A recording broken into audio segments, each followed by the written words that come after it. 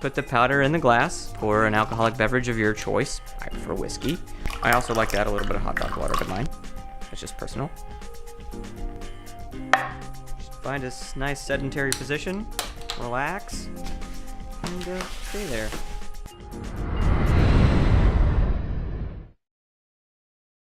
Couch body.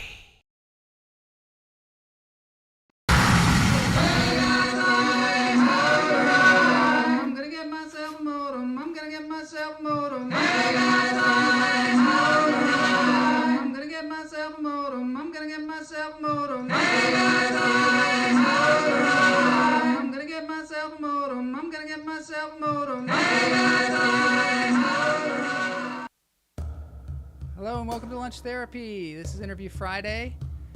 Interview Friday is the show where we interview comedians, actors, directors, all kinds of different people, talking about creative flow, keeping your mind right.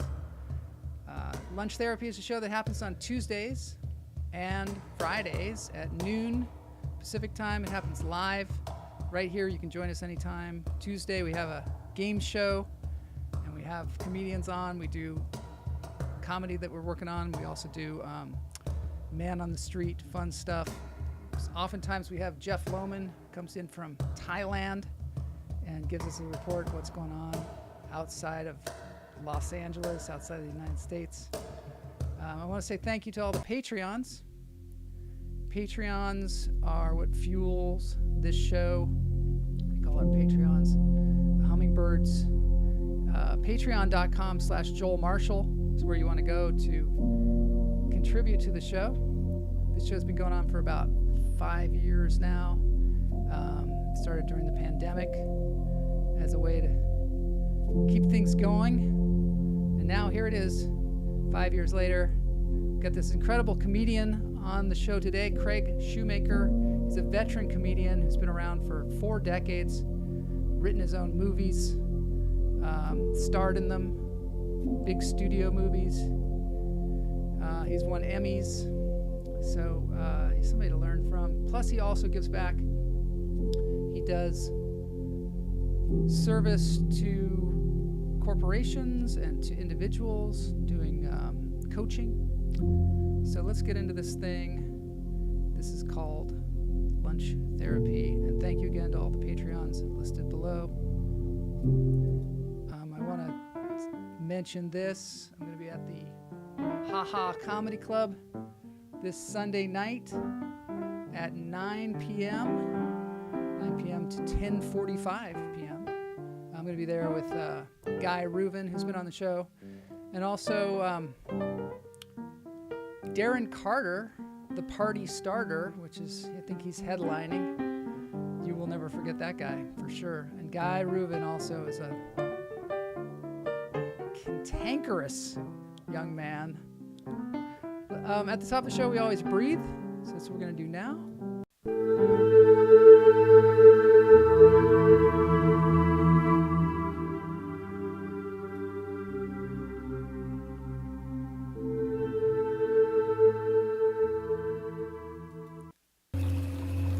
Okay, so we're going to breathe now. This time we're going to do it a little differently. We're going to do it Craig Shoemaker style. When you breathe in, you're going to breathe in normally. You're going to hold it for a few seconds, and then you're going to let it go. But when you let it go, you're going to laugh. And you're just going to let it. Kind of like, I don't know if you've ever seen that Indian guru that does laughter on YouTube. It's going to be like that. Laughter therapy. All right, so in through the nose, out through the toes. Hold it.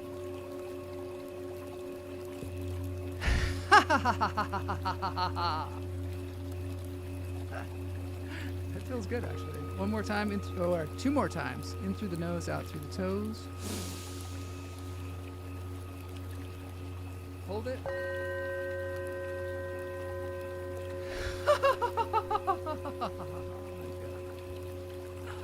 Oh, I think I almost got a hernia that time. In through the nose, out through the toes. Let it go. That time it was a little like the Count from Sesame Street. I think maybe you thought I was going to do a 1, a 2, a 3 after that. I feel good. I feel good. We got Craig Shoemaker in the green room, ready to go. Let's get on with the show without further ado. This is Interview Friday with Craig Shoemaker.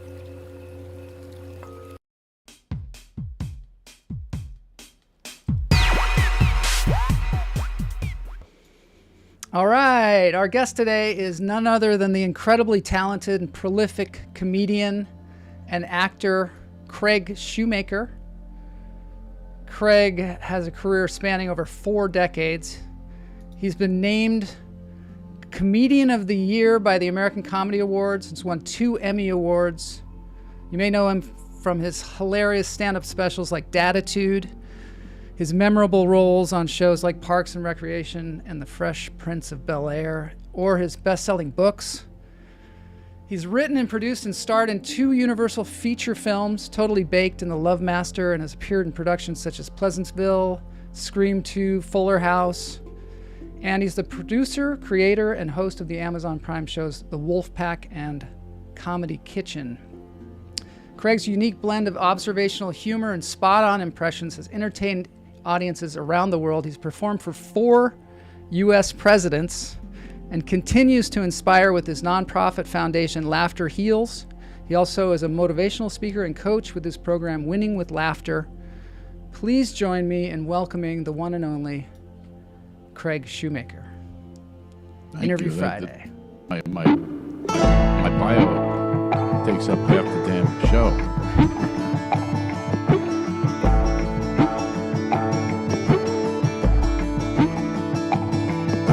Remember Rock'em Sock'em Robots and shit like that? I got my kids a pogo stick. Do you know what that is? My son's like, it's out of batteries. It doesn't come with instructions, by the way. You know what instructions had to come from? Me. Last time I was on a pogo stick, it was age and weight appropriate. 6th grade, like 70 pounds. I'm a 210-pound middle-aged man. I'm bouncing this thing. I bottomed out. Turned it into a jackhammer.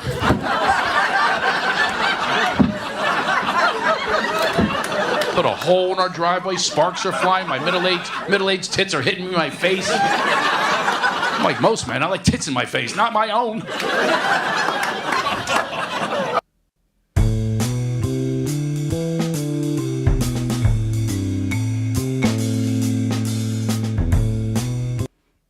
All right. Welcome to Lunch Therapy, Craig Shoemaker. It's great to have you here. After the bio and all the film and all the video, my time's up. That's it. We're out of time. Thank you very much for coming. Shorten that bio. Well, at least you got my name. You got my name right. People go Schumacher. My favorite comedian, Schumacher. Really? It's Shoemaker. You make shoes. You don't mock shoes, Well, right? I Unless guess they're Crocs. Those you can mock. Or unless you're German. Yeah, Then you wow, mock that's shoes. true. There's no umlaut. I'm off the boat from Bavaria. I'm just a little Craig Shoemaker from Philadelphia, by way of the Valley now. That's where I live in California. I love your work. It's so, I guess I really like it because it's so personal and you don't really hold back. No. And so I know. A lot of people aren't happy about that.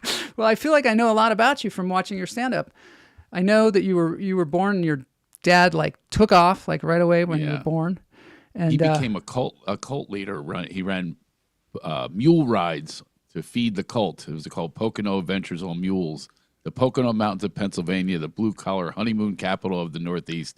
And he ran mule rides, these giant mules with his harem of women. And you wonder how I became a comedian. Yeah, really. Did you find him when you were young, or did you find him later on in life? Or?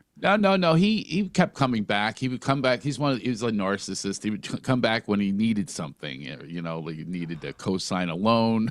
He would need something from my mom, and my mom he'd say. I remember one time he said, "Hey Barbara, if you want your child support check, invite your big-breasted friends over. I'm selling bras." He was selling bras meets Amway, like a pyramid operation. And there, I hadn't seen him in years. I'm like 7 years old. I look in the living room. There he is smoking a pipe with my Aunt Dottie, my Aunt Fran, my Aunt Barbara. Oh, my God. And he's there, "Come on, Dottie, don't be shy. It's just you women and me. Show how it lifts and separates." These women are in bras. He's having them pose for him. And as a whole, I hate to see this pun, but it's true. The business went bust. So, he was like a multi-level marketer or just an entrepreneur? He was a lot of things. Serial he converted entrepreneur? Cesspools to sewers. That was the worst visits I ever had. Cesspools? I mean, underneath yes, there would be a cesspool, and then he wanted to convert it to a sewer. So I had to dig a line, right, a tunnel. So I'm like Shawshank Redemption. Here I am, like in 1966, Craig Shoemaker was handed the frame, just tunneling those prison, making those prisons. It was like unbelievable. Talk about a shit job. This is what he made me do, like for my visits with him. I'm canvassing the neighborhood, Tri-City contractors. I hand them a brochure. Would you like an estimate to have your cesspool, your pile of shit, made into a sewer line? So I was the sewer line digger too, a little half shovel, and he'd wait for me. I was like a mole. The only visits I had with him was I had to go to work. So I did know him all through my life, including the mules. I've helped them build a mule business as well. Oh my God. Yeah. So were you always a comedian when you were a kid? Like, were you the class clown? Yeah. I actually had a moment that I just remember this. It was like my haha moment, if you will. Mm-hmm. I was poor, and we got evicted a lot. I used to think the word evict meant move. I thought they were the same word. Here's the eviction truck, mommy, and we pack up and go again. And we just would move to these different areas, and we went to the suburbs out of the city. It was a big difference, and they were like rich kids, and they hated me. You know what I mean? I was the only divorcee except for Mike Pitko, the only divorced family. And it was just really lonely, and they beat me up. They saw me sewing my pants in the bathroom, some rich kid, because I didn't have any pants. I was sewing them. I had a hole in my pants. And then one day I told a story about my mom actually beating me. And I watched everybody just, all of a sudden they were paying attention. They were laughing. And I was like, well, this is like magic. It's unbelievable. Who knew? Oh, my, they were howling. Then I exaggerated. Yeah, I was like a piñata. I had candy coming out of my mouth. Ah! And I just never will forget that feeling. It was Mrs. Stout's class in 4th grade, and that was my debut in comedy, if you will. Mm-hmm. So suddenly these people that didn't know me, didn't like me, they were paying attention, and that's what laughter did. And the next day, Mrs. Stout, she said, he won't do this in my class again, and she tied my hands behind my back, like with blue yarn. Like, oh, my God. Like hogtied. Yeah. And put me in a closet for a whole day. I'm sure they thought that was hilarious. Closet.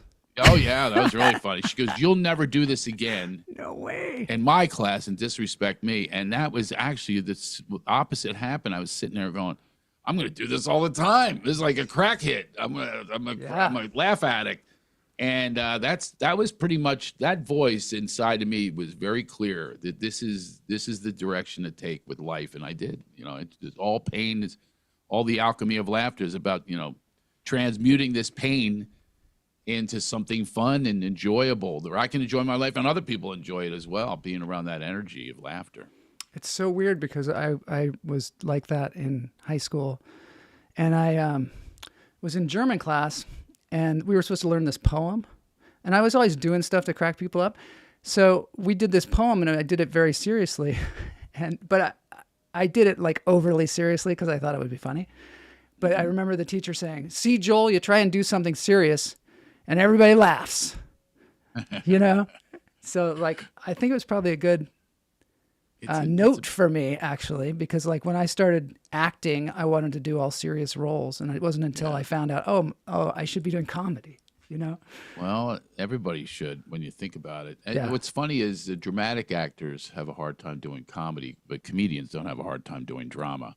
Yes. I mean, yeah. I remember Howie Mandel on St. Elsewhere. Remember Yeah. that? That was like one Oh, of the the... list is endless. Robin Williams, he didn't win for a comedy part. I Yeah. mean, he was It's true. he was really a brilliant actor all the way around. Same with even Don Rickles did serious roles. A lot of comedians can do the serious roles, but the opposite.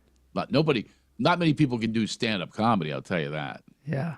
Yeah, And also- not many. It's not an easy thing. We see them. They pop in now and then from the acting world. There are a couple that make a good transition. Jeremy Piven's doing really well with stand-up, and then the woman who played Mrs. Stifler, Jennifer Coolidge. Mm-hmm. She's doing stand-up? She does stand-up. Yeah, Really? Yeah, she does stand-up, and it's really it's funny to watch. I actually asked the club owners. I go, "How's this one doing? How's this one doing?" Steve-O, comes from Jackass, and Yeah. they're all developing though. They're all developing their stand-up, and even people that come from the Saturday Night Live. It's not easy to do stand-up. That's a whole other game as well. Lovitz, he's an improv actor. Like a lot of the improv actors, Chris Kattan. Doing stand-up is a whole other art form. It It's really interesting is. to see who can do it and who can't, and it really takes a lot of work. The good ones, they really dedicate themselves. I have a guy a really good friend of mine, Patrick Warburton, and he's dedicated to stand-up now. He's doing great. Really? He's, he played Putty on Seinfeld. He's Yeah. like Swanson on Family Guy, and we worked together a bunch. He's great, that guy. Yeah. Oh, he's great, and he's just got. He's that great always been voice very and funny. Like when he did The Tick. Remember when he did The Tick? yeah. He's just a really funny guy, but he's now developed his stand-up, and it's not easy. So Yeah. we work together a bunch, and he picks up a lot from stand-ups, and he's really immersed himself in the world. But that's the only way to do it, though. You can't just do it occasionally. It's like what you said. It's a separate art form. I think you get a little leg up being an actor or being an improv artist because you can kind of fresh mint the words and you can kind of act like you're just coming up with it off the top of your head, but you got to have jokes. Well, a lot of the improv actors, they don't realize they're not doing it solo. It's solo. Yeah. And we're the director, producer, choreographer, performer. We're all of those things, a writer. And people don't realize that. That's the thing. It just bothers me how comedians are not lauded or applauded as much as we're criticized and try to cancel us. It makes no sense to me. It's like the purest art form. Yeah. Like the Academy Awards, there's no comedy category. There's a category for best animated short that nobody cares about except the people who are nominated and their mothers. But here we don't have a comedy category. We're only there to be the court jesters for the almighty actors who have everything around them. They got scripts and studios and directors and all of that. They get plopped, take after take. We have to do everything live, and we get slapped at the Oscars. And then he gets a standing ovation 10 minutes later, Will Smith. I mean, it makes no sense to me whatsoever. I know the comedians are kind of the warriors of this whole thing. We're out there in the trenches, the essential workers. Remember essential workers? We're the essential workers. We're bringing laughter medicine, but we're just not regarded in that way. There's no reviewers for comedians. We very rarely get reviewed. Music they review, art they review, movies they review, TV shows they review. There's awards for TV shows, awards, nothing. We don't have Mark Twain insurance. Award is about the only one I can think of. Well, that's the latest one. But you have to be like the top of the top of the top, and it's like you get it at the end of your life. One person gets it. Yeah, one person gets it, exactly. I was just watching it on Conan was the most recent recipient. I was with Chappelle and Jon Stewart. Let me get those couple names that just dropped. I was at Chappelle's backyard, and it was Chappelle. It was funny because when Stewart arrived, he was really, really it was such reverence that they spoke to one another because we are the Mark Twain recipients, and it's such a rare award. So it really was interesting to watch their dynamic with one another. They are so upper level, and yet we all have respect for one another. They have respect for me. I grew up, in comedy with Chappelle was my opening act. He was 15 years old. Really? $150. Yep, at the Comedy Cafe in Washington, D.C. We still talk about it. He's done all right for himself since then. Yeah, he's done okay. He's done all right. We were talking about how it's a kind of a solo profession. Do you think that you, maybe because you didn't have as much of a support system when you were younger, that you found comedy because it was something you could do on your own?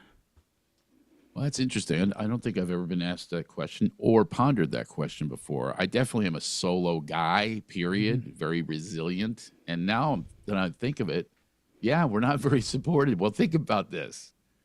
There's no guidance counselor. You got to be really bad in school if your guidance counselor says, we've gone over your records and we think that stand-up comedy is your only option right now. I mean, you never Get to work, pal. It's a long road.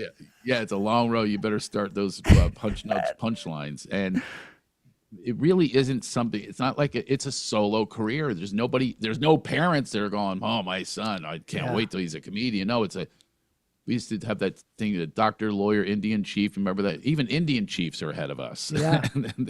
Yeah. I remember my parents saying the first time I did comedy, the first time I showed it to them, my mom was like, yeah, I don't think comedy is for parents. Oh, yeah. Oh, my mom literally did a cease and desist order. No way. One time. Oh, yeah. I got from the law firm where she works. Oh, yeah. Because I used to do a bit about her belly dancing at my high school graduation party. Yes. And she just, it's a source of shame. I get it. You know what I mean?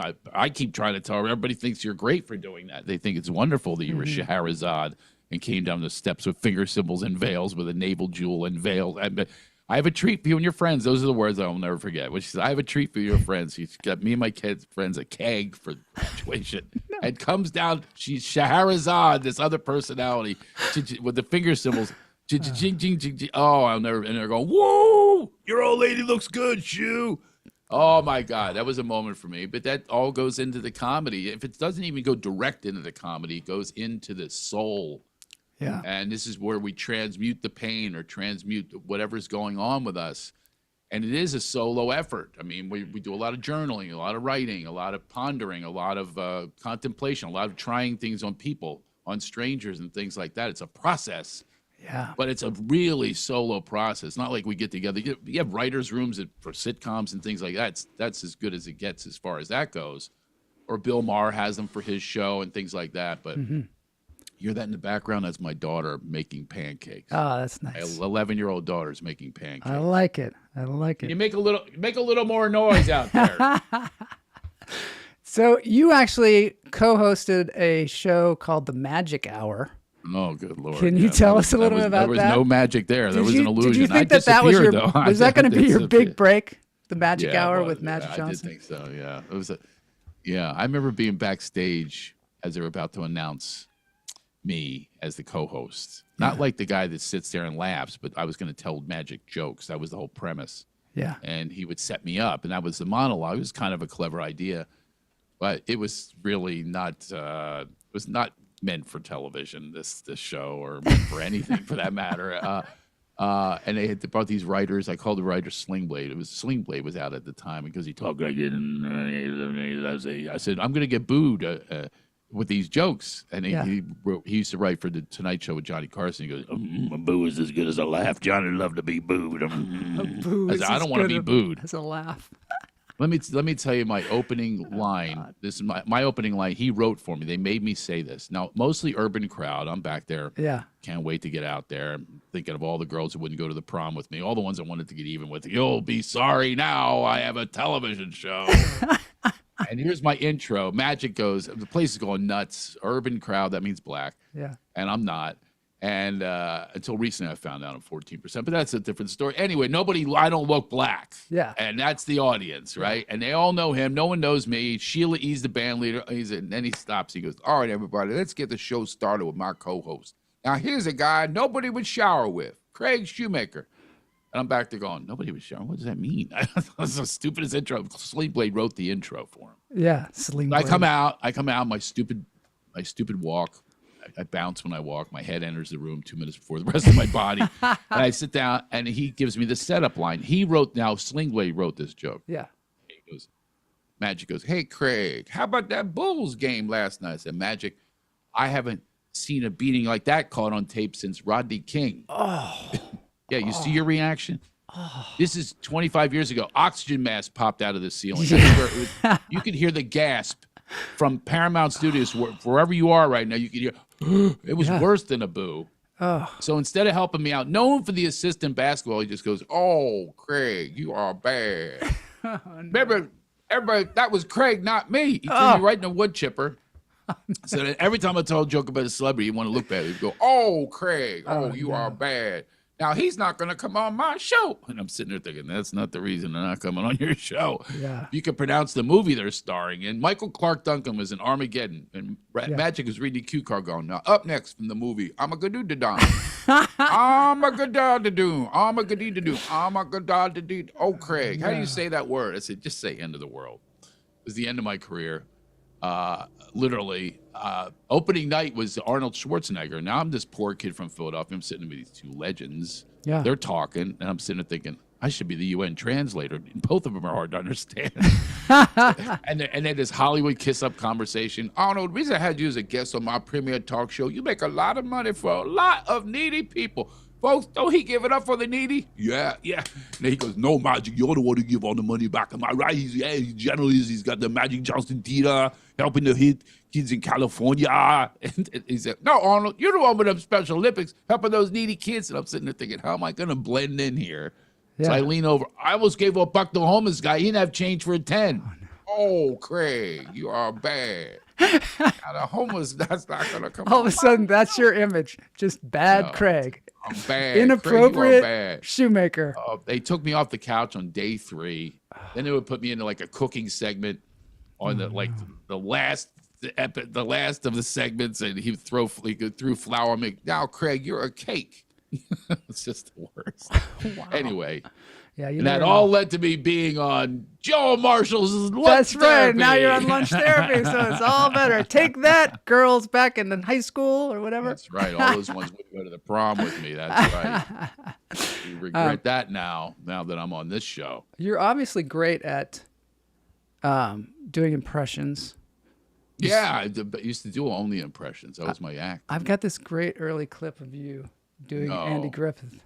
Never show a comedian clips of themselves. We got to do it. We got to do it. Looking at myself. My mom was great though. She used to say, Mo. "You're just gonna have to be our little man of the house." Man of the house. I'm dear. 6 Come years on, this old. is I'm great. built like Barney Fife from Mayberry. I'm trying to order my sisters around. All right.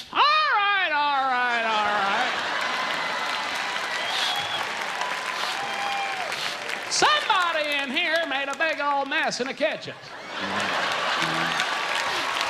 That's right.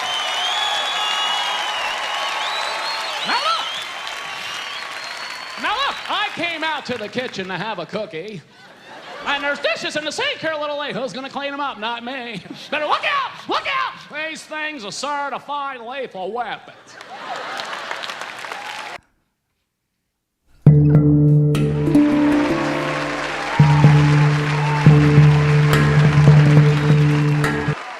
I love that though, because it's like spot on, and I guess you've Painful. been doing Painful. do like hundreds of impressions, right? I met Don Knotts that night. I have a picture of him back here.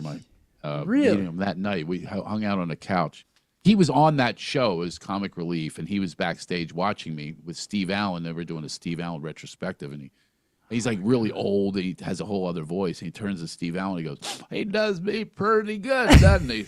and then we did dueling Barney Fifes in a press conference afterwards, and he goes, "You do it better than me." That's great.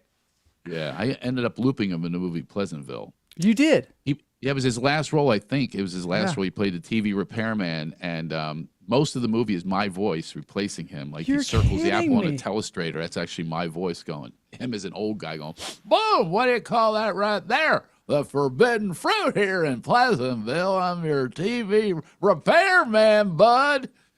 That's So- incredible. That's incredible. Yeah, doesn't That- make me any money, but it's But you know, I mean, what a a fun little tidbit. what an amazing compliment to your abilities to actually Well, be the guy in the movie. Not a bragger, but that is the one thing that I watch the movie and I literally go, I can't tell which one's me and which one's him. No, Yeah. that is the truth. I watched it a couple times. I'm going, I remember doing that line. I think it's me.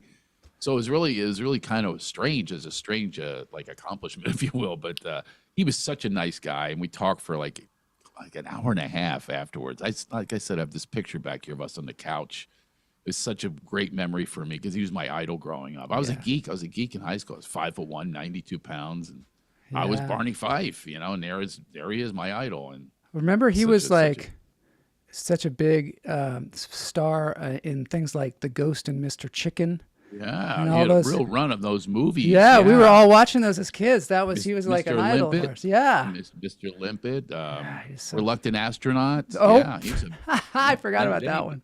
And then he was Mr. Furley on Three's Company. So yeah. He had quite a career. I think he won more Emmys than anyone. Maybe John Larroquette might have beaten him, but yeah, he had more Emmys, and he was just the best. I mean, Barney Fife is a classic character, probably definitely top 3 characters of all time in sitcom history. Definitely. All right, so I'm going to play your signature bit here. Oh, geez, here we go.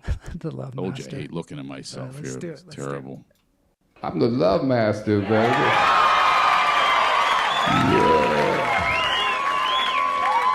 Yeah, I'm as hard as Final Jeopardy. That's right, baby. I'll take you out for breakfast. I could hold 2 cups of coffee and a dozen donuts right there, baby. Yeah, I was circumcised by a bandsaw. That's right, baby. One night with me, you'll be sweating like Jessica Simpson taking the SATs. That's right, baby. You go to school with me, you'll graduate magna cum laude. That's right, baby. I'm the Love Master. What are you laughing at? Want to go bird watching? Look, a swallow. Yeah, that's right. I'll stir your drink from right here, baby. Yeah, I got a drink. It's a penis colossus. That's right, baby. Yeah, I got a smoothie right here. This one comes with a protein boost. That's right, baby. What do you grab onto this? You'll make your hand shrunk. Come on, that's just a few right, more. baby. Yeah, I got 4 inches That's right just this here. one. Yeah, some women don't like it that wide.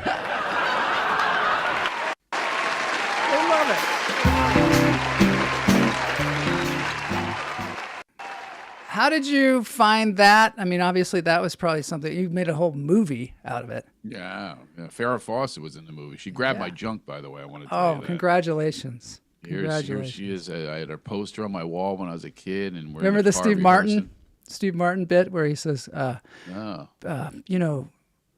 celebrities are so arrogant. Farrah Fawcett Majors hasn't called me once after the hours I spent holding up her poster with one hand. And I remember when I was a little kid, I had no idea what he was talking about. I pictured him like holding it up against the wall like that. You know no what I mean? idea. That's hilarious. I was practically calling her Miss Fawcett and rehearsing in this car. And I said, "Thanks for doing my movie." She goes, "Shut up. I'm just here. I want to know if that Love Master is real." And then she reaches over and, My God. There was no horn in my crotch. I'm not Carrot Top. Wah, wah. Yeah, wah, wah. Yeah, she did a wah, wah. But I wasn't ready for my close-up. That was the bummer. I wasn't prepared. Yeah. I was all nervous. I had an innie. She's like, where is it? I had a mangina at that point. Where is that? What was that like, though, having your own, like, you wrote your own film. You wrote it, right? And you wrote it based off of this character that you found doing stand-up. Can you walk us through that a little bit? Because it's kind of exciting. It's like, most of the time that happens through some Saturday Night Live character, and there's already something kind of behind it. This is like before all that stuff was happening. This is, you know what I mean? This is when I kind of like created a new forum for getting the stand-up out, along with what I would do is the stand-up, and then we would cut to clips from my past. If I talk about like my fat friend Steiny, first breasts I ever felt, we cast a young Steiny, a young me, chasing him around the room, when we were in like the 8th grade or whatever. But it's all you get in 8th grade. Betsy Kirshner had the biggest ones, but he had the second biggest one. Anyway, my friend Steiny. But I mean, it was fun because I cast my mom with belly dancing and all that kind of stuff. Really? You mean after all that, she played herself doing the belly dance? No. Oh. I cast someone playing my mom. I thought it was your mom. Yeah, someone playing my mom. No, okay, thank God. Forbid, I would never do that. So anyway, I was a geek growing up, and all the girls would use the F word. You know what a geek I was. You know how girls go to the bathroom together, the posse pee. Yeah. They all go, let's go. They all go together. They took me with them. That's what a geek I was. Really? Oh yeah. They talk about all the guys. He's hot. And I go, oh yeah. And I go, oh. I had a high voice. I'll fix you up.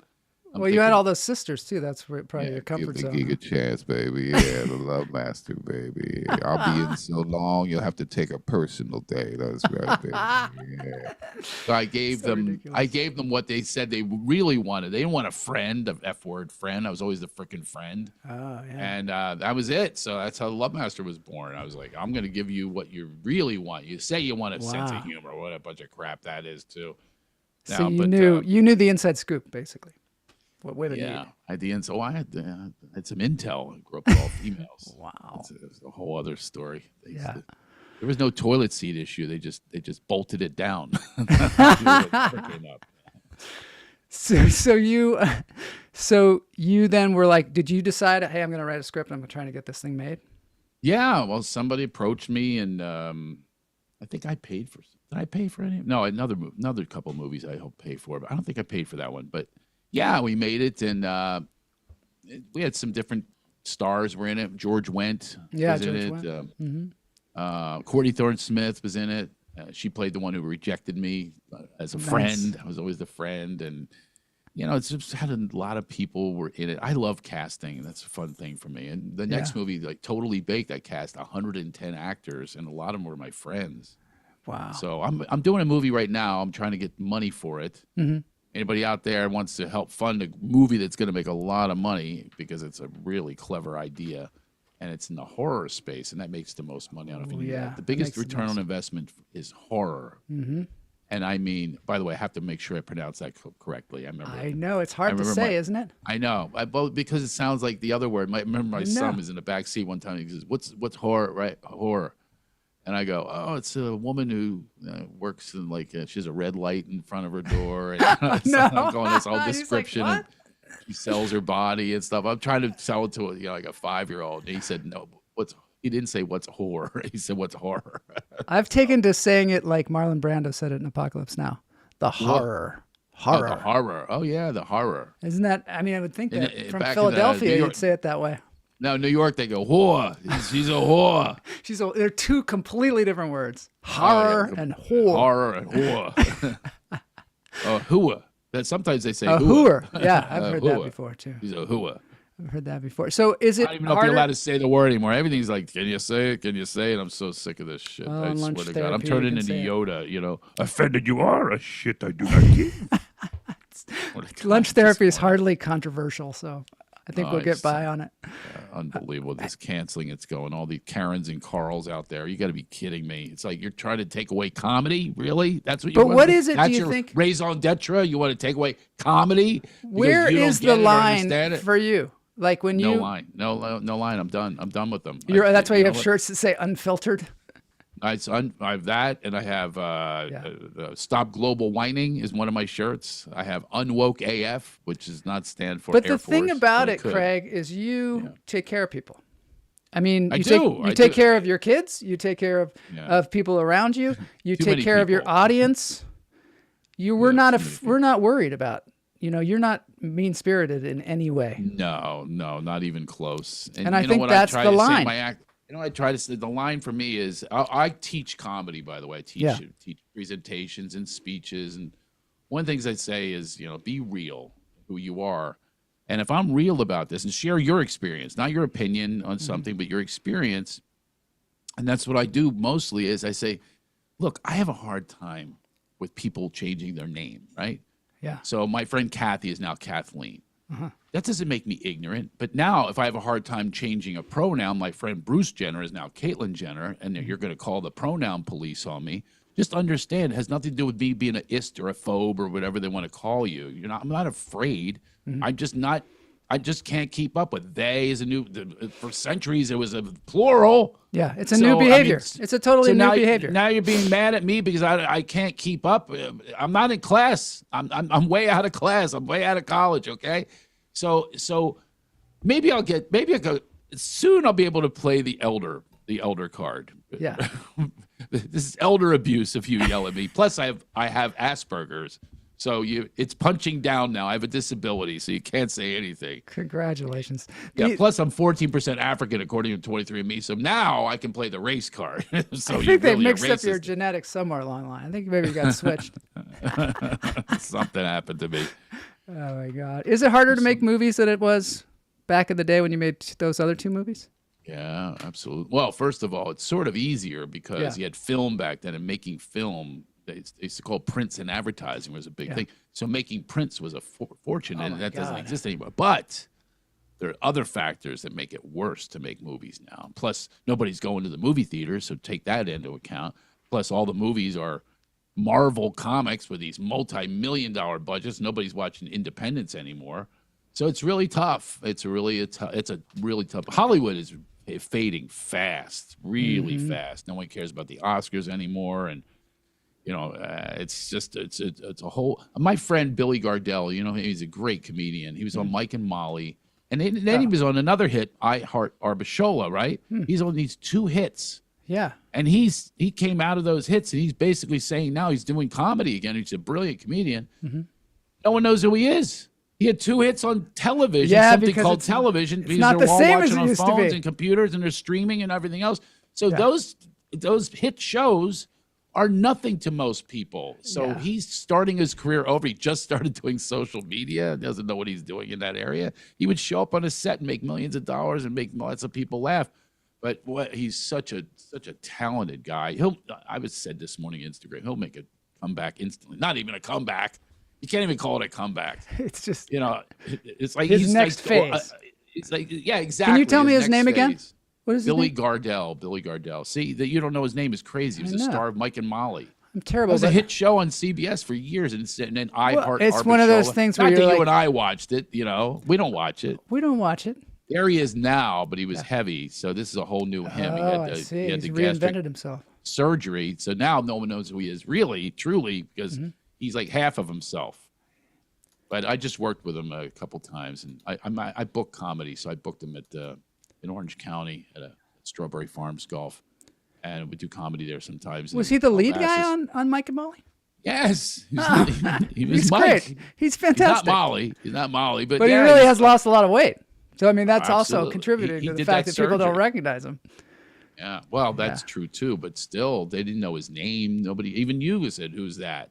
Right? Yeah, yeah. And Mike and Molly, you could just say, "Hey, I'm Mike from Mike and Molly." But and Arbashola, nobody pronounces that. Whatever. I heart. I'm the heart.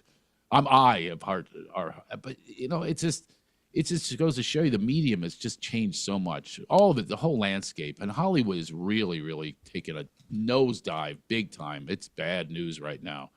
And by the way, I must announce I am a non-practicing white male because it is no way are we wanted at all. A middle-aged white guy, literally, they say don't even apply. That's the way it is now. Do you ever get that? Unless you're brought in to play the racist cop, or the racist dad. You're talking there about for are the shows, places for us. acting. Yeah. Any shows, and all the acting is.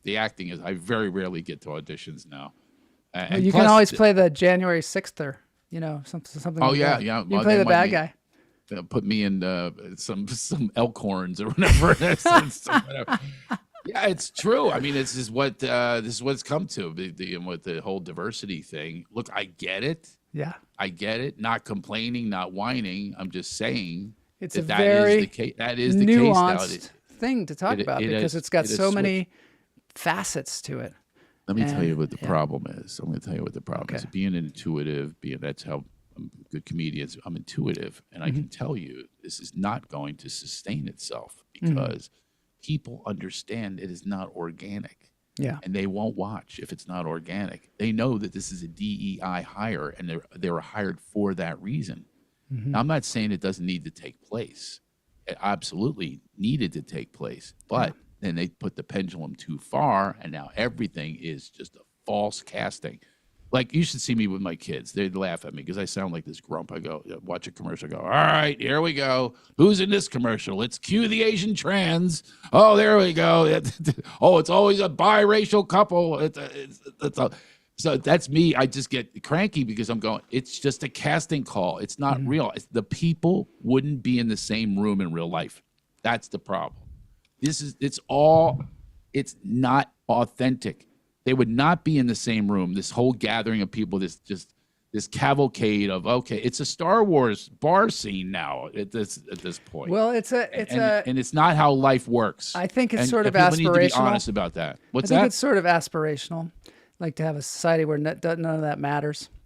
Yeah, but it's aspirational and theoretical, but that doesn't always work. But I'm saying it's not going to land with most people because they smell it and they feel it. I would never be in this situation.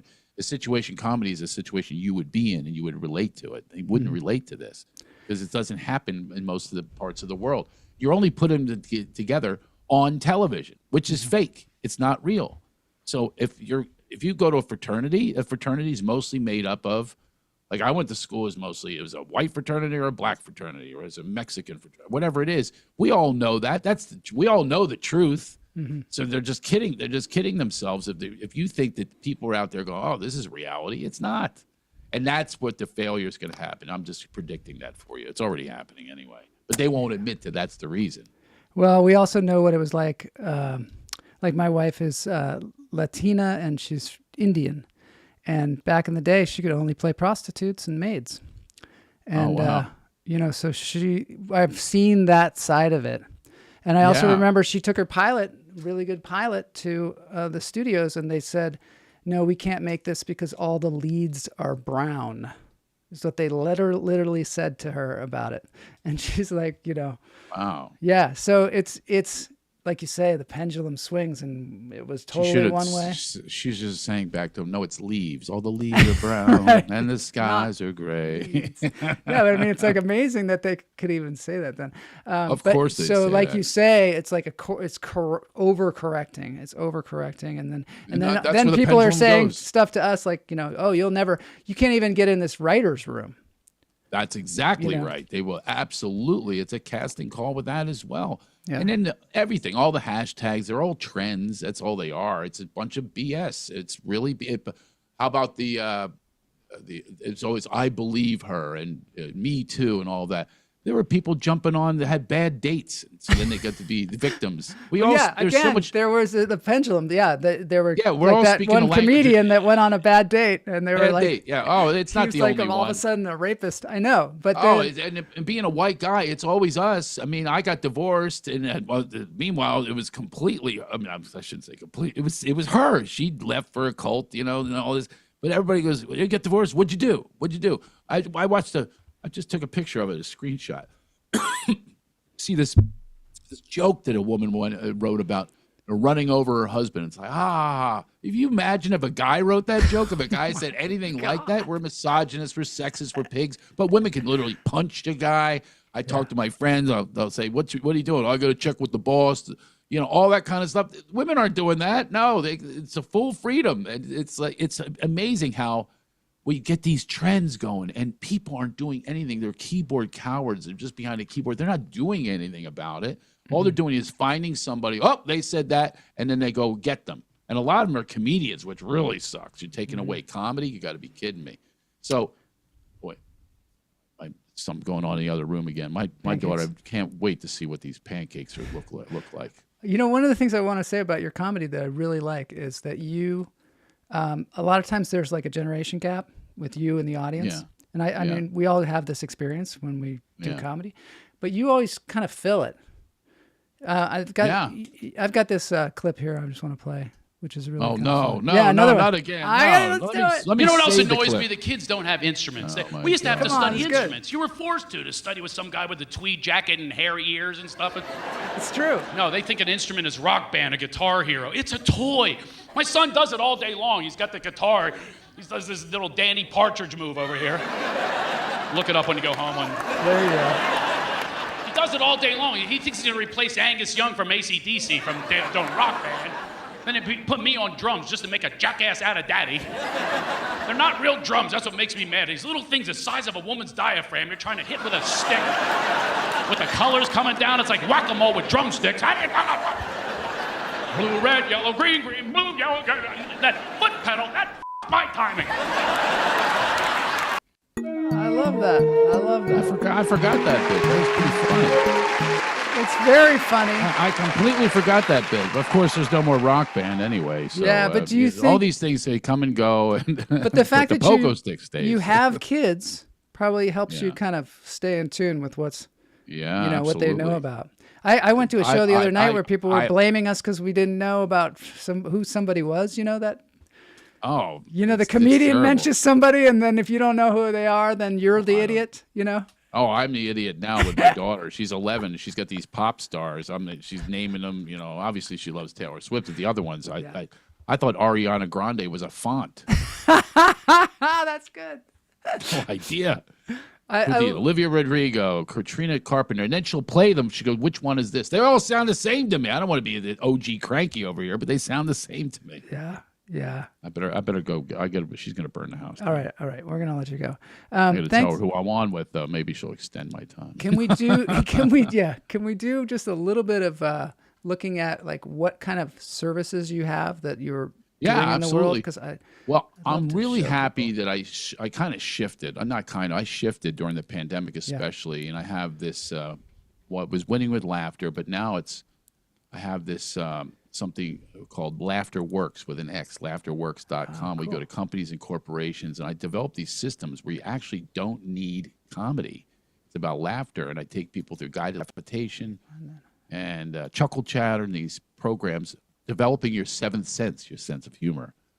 And it's really an interesting thing. I love it. And I coach a lot now. I really love coaching. I coach people on Zoom, and I coach classes and individuals. Whether it's stand-up or presentations, command the room, all these things I do because all these years I realized it's wonderful to make people laugh, but they're one-offs. Wow, that was great. I'll see you next year in a year. And it fades, 20 minutes to 2 hours later. yeah. But we give them something they can use all the time. They can use these chuckle chatters and PA system and all these systems I develop. You can use it at anything. You can access your own joy at any time you want. And it's pretty cool. It's all neuroscience based. We have on our board is Dr. David Vago, number one neuroscientist from Harvard. This is all backed up, and we're cooking. And anybody wants to have us at their company or corporation, we come in there. We do retreats. That's my favorite. Do retreats. Yeah. We take them through all these programs and through the whole system developed, and make the world a better place. That's my legacy. I want to really leave my mark I train other facilitators. It's not only me, which I love. Facilitators. And these facilitators, they come out and they rock it, Yeah. for less money than me. So if you're on the cheap, contact us, join the Laughter Revolution. It's cool. Yeah. I like it a lot. You developed this over the pandemic? Is that when you developed it? Pretty much, yeah. It was called Winning with Humor, then it was Winning with Laughter, and I lightened up. I mean, it's been different forms, but this is the one. And now I have my partner, Tim Duffy. He comes from, again, show business. He knows show business is done as well. He's a mindfulness coach, and he came on, and he's my partner now, and he's got multiple Emmys as well. He's ran 2 networks, he's multiple startup founder. So that's my guy. He's my business guy. It's great. And so we combined to make something really, really scalable, doable. We're going to make an app and all of these things with Laughter Works with an X. And I hope that people go there and check it out. You might want to just get coached, or you might want to have us come in and help you out. You are like surprisingly a spiritual kind of person. I know very that much you've been so, bitten by very the much, cult thing. My ex-wife took joined away a cult, your wife. And, but- it's still tough. Yeah. It's still tough on all of us. She really blew this family up. And it's tough. I mean, these wellness grifters out there. She got taken in by a wellness grifter. It's bad. I mean, she's unrecognizable, and it was a wonderful marriage for a long time. And then this woman, she preys upon women that hit these points in her life, midlife crisis, menopause, whatever you want to call it. And then she gets in there and praises them and makes appeals to them, and it's like and that was it. I mean, there's no turning back. She is not coming back, not to the marriage, but I'm talking about to reality and raising the children. In a way, it's co-parenting and conscious. And we met in a spiritual center. Everything was based in that. And I've got some counselors helping out all of us, and it's just really, it's a rough go when someone is taken like that. It's literally like Anakin Skywalker. It's so sad. It was just this little innocent was just taken away to the dark side, and she's so dark now. And she has a podcast about being beaten and tortured for kink and pleasure. I mean, this is for our kids to hear. I mean, it's just. But she thinks nothing of it. She just denies everything. And violent and everything else. It's the most unbelievable thing I've ever seen. She was the greatest woman I ever met in my life. I mean, she really was an incredible person. And this descent is one of that's where I need laughter therapy. Yeah. So, and I use it too. I use a lot of laughter therapy with this. I shift my conditions instantly with laughs. Can you give us a little taste of what laughter therapy is? Well, I have to go, but you breathe in through your nose, let out a ha. Ready? Ah, you feel that? Feel that vibration? Yeah. You're shifting your vibration. Now I take them. Ready? Now go ha ha ha. Ready? Your body doesn't know the difference between a stairmaster or a hill, and just like it doesn't know the difference if you have a joke or just laugh for the health of it. And that's what we're about. That's what we do. We take people through a whole guided laughitation, chuckle chatter, and the seventh sense. It's really a cool thing. I did it yesterday. I'm doing it tonight, actually, for groups. And I lead these groups, and it's amazing to watch people shift. Their stress level always comes down to every time I check. What's your level? They go, I was a 6, and now I'm a 2. It was just yesterday in Santa Barbara. It's really cool to see. I feel that just from what we did there, and I was kind of half-assing it. And it actually was good. Just a half-ass version. Yeah. Yeah. When I was in India, we studied with a guy that would have us just laugh for like a while. They have 5,000 laughter clubs over there. That's how they start their day. We start with Starbucks with a fake buzz, but we're gonna shift the country here. I like it. All right, my man. All right, thanks for being here. Joel. All right, you got it. Have a great good day. lunch. Have some nice pancakes. All right, Say hi to your kids. You got it. All right, there we go. Craig Shoemaker, pretty amazing, multifaceted person. Also gives you an idea of like what it's like to have a career that spans such a long period of time, how things change, how things evolve, how we evolve, how we roll with the punches.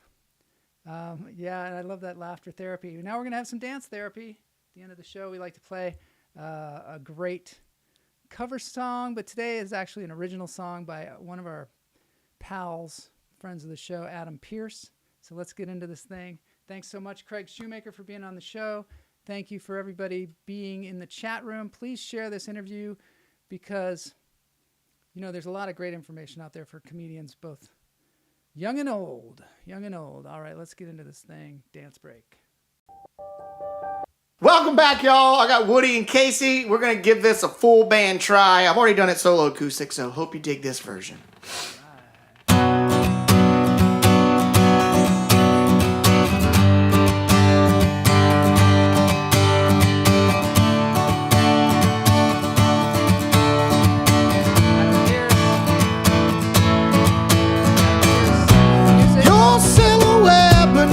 Purple sky never could have been you and I share this home and the feet that roam. Only you and I.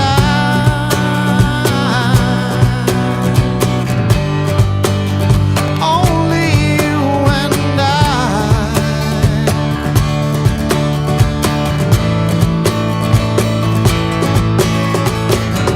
Now I'm looking back at the times we cried, smile at the times we tried. I take just one look back,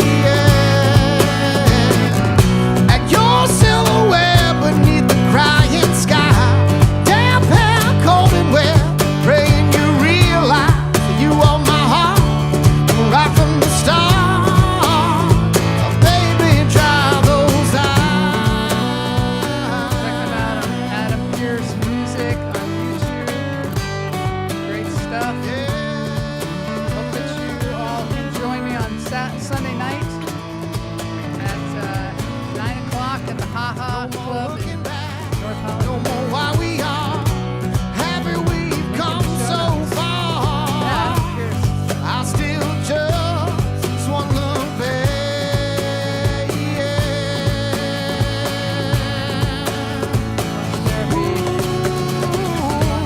at your silhouette beneath the purple sky. Never could have been that you and I could share this love and the virtues of